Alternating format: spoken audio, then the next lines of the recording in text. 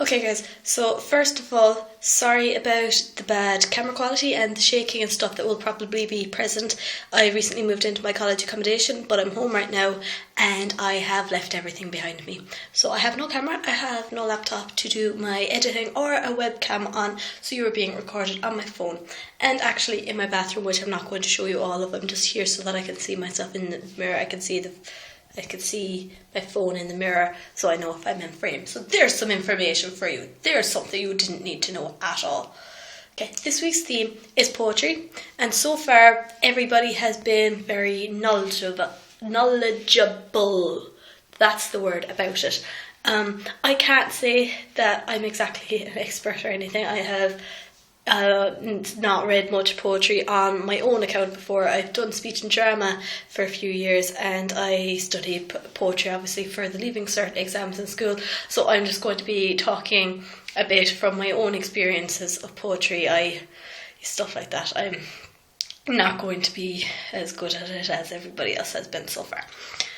Okay, so I'm just going to say for our Leaving Cert exams we had to study some of the work of 6 poets, mainly focusing on Irish poets, seeing as how we are Irish and we have to be proud and all. But we did Thomas Kinsella. You can't see me counting. We did Thomas Kinsella, Patrick Kavanagh, Seamus Heaney, who else? Adrian Rich, Sylvia Plath, and onto the other hand for counting. But who was the other? Evan Boland. We studied Evan Boland as well. That was all of them. Yes, that was all of them. This is going to be an awkward video, I'll keep it short. But within the works of those poetry, it kind of varied a lot between poets who did very introspective poetry and poets who wrote about everything that was happening around them. And I found that I enjoyed the outside poetry as opposed to the inside poetry a lot more.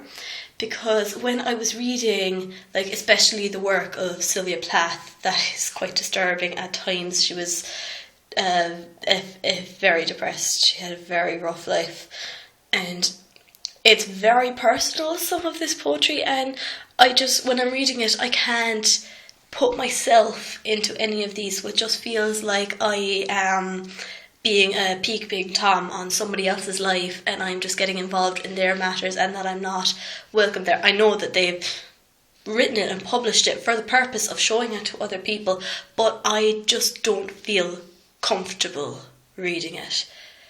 So I find myself going more to poetry that's kind of a commentary on the times, or just kind of nature poetry. There's some beautiful nature poetry. Beautiful.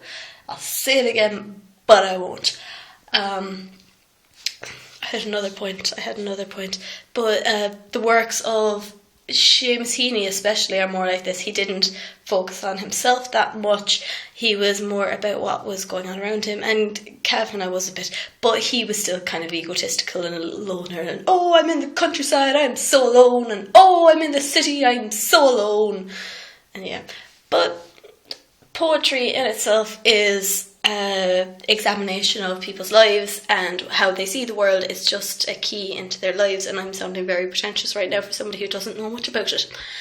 But there is one thing that I have always, when I've had to examine poetry, it's one of the, well, I read it first of course, but the first thing that I will always go to after that is punctuation.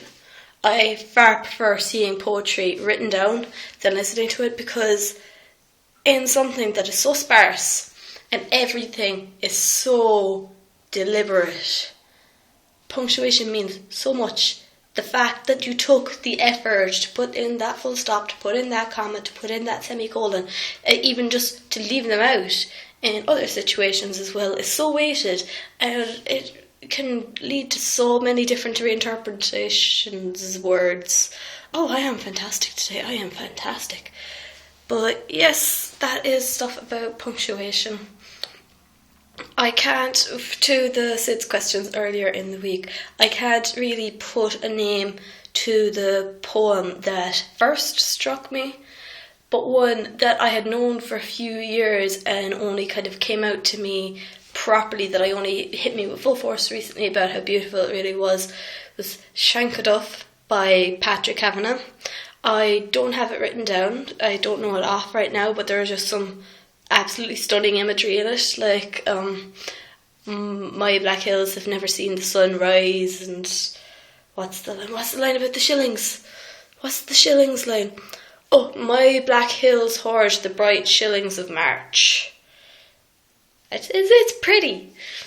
Oh god, that sounds bad. I'm going to sign off now. Sorry about no editing or anything, but I will see you next week, and for stuff and things, and yes, bye bye.